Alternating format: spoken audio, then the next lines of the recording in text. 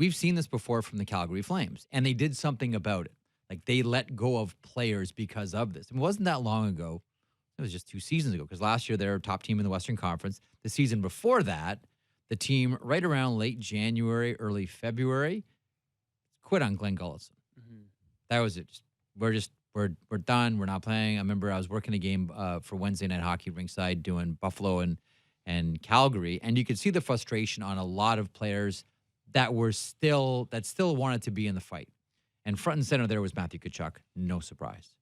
So this isn't new territory for that team. Like, if you're saying that this team looks disinterested, that's not a shock, because we've seen that before only a couple of seasons ago from Calgary. Well, and you don't get to fire multiple coaches with the same core, I don't think, without going, okay, guys, we're seeing that there's one thing that's been consistent, and the losing is consistent, and it's you guys. So certainly if they are to consider Bill Peters, you almost have to turn an eye to that core and say, can you guys not get it done?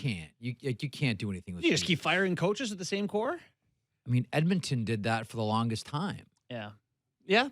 I mean, Edmonton, to me, it's different because the players that you're talking about as your core are still, well, it's Connor McDavid first and foremost.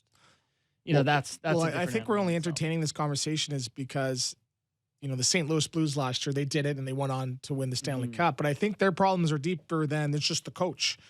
And we were talking about it last night. Four of the last teams to fire their coach have gone on to win the Stanley Cup. So I mentioned, I think by those stats, you have a 40% chance of winning the Stanley Cup if you fire your coach.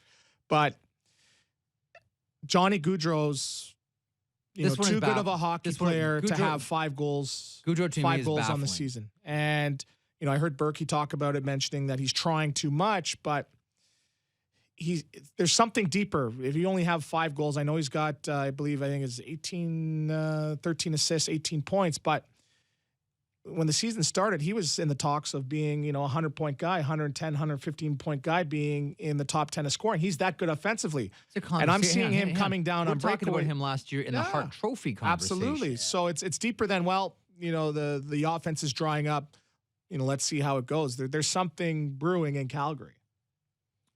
Jankowski, Frolik, Shillington. But, moving on from those guys, they're not moving the needle a ton, are they? The one thing I would say, and the last name you mentioned is interesting. Those are just the names that are out there. Those are. Shillington's a guy, he spent some time in the American League last year, if I'm not mistaken. Now they've got him as a full-time guy who I'm not 100% sure about in terms of defending in general.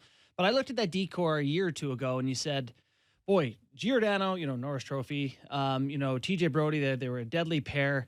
You had Dougie Hamilton at one point. There's just, I remember looking at their D-core and being like, man, that's as good as it gets. Yeah. Hamilton moves out. I've got my questions about Noah Hannafin. I'm not certain. He was a big name, and that happens to guys where they get the name from the draft, and then we don't look at them as players in the NHL the same way. I'm not sure about him. Hang on. Do you find the general managers, because the one calling card of Noah Hannafin is he can move his feet and he's big. Sure. Do you think general managers get seduced when they see a guy that big who can skate like that? Yeah, and that's a thing you do where you go, boy, if he can put it all together, because he can do, that's Pierre Engvall, right? He's huge, he's fast, he can shoot it. It's like, well, can you play? Can you play? And I'm not sure that Hannafin has shown that he can play, even though he's able to do all those things. Here in Toronto, you might say Cody Ceci. What can't he do?